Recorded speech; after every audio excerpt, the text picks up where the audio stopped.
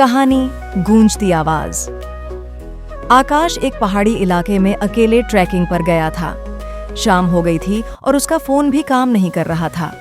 अचानक उसे एक पुराना मंदिर दिखा, खंडहर सा, लेकिन भीतर से किसी की आवाज आ रही थी। मदद करो। एक औरत की धीमी गूंजती आवाज उसने अंदर झांका। वहां कोई नहीं था। आवाज फिर आई, इस बार जोर से, कहा ना, मदद करो, जैसे तुमने 10 साल पहले किया था। आकाश का चेहरा पीला पड़ गया। वो चुपचाप वहां से भागा, लेकिन पीछे से फिर वही गूंजती आवाज आई, भाग सकते हो आकाश, लेकिन सच से नहीं। आकाश बुरी तरह डर गया था।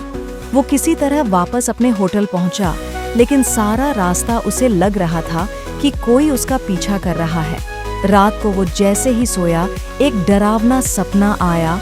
वो उसी मंदिर में खड़ा था और सामने एक लड़की जंजीरों में बंधी थी, जो चिल्ला रही थी, तुमने मुझे मरने दिया आकाश। सुबह उसकी आंखें खुलीं तो उसके हाथ पर मिट्टी लगी हुई थी, जैसे वो कहीं खुदाई करके आया हो।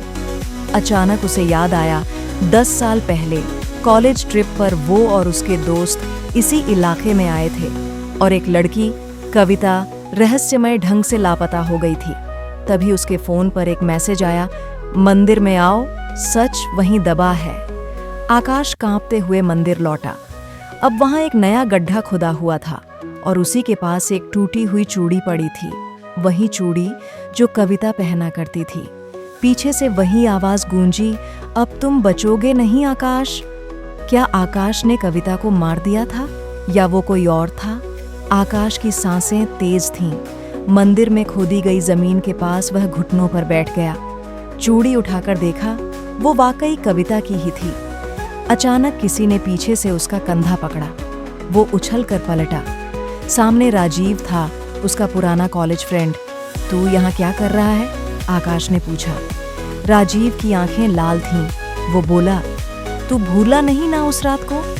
आकाश की आंखों के सामने सब साफ होने लगा। 10 साल पहले कविता ने राजीव की करतूतों का विरोध किया था। डर के मारे राजीव ने उसे धक्का दिया और वह पहाड़ी से गिर गई।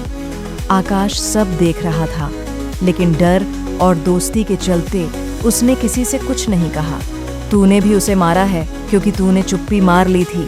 राजीव हंस रहा था, पागलों की तरह। तभी जमीन फिर से हिलने लगी और उस गड्ढे से एक सफेद साया बाहर निकला। कविता की आत्मा अब पूरी ताकत में थी। राजीव चीखा और वहीं गिर पड़ा।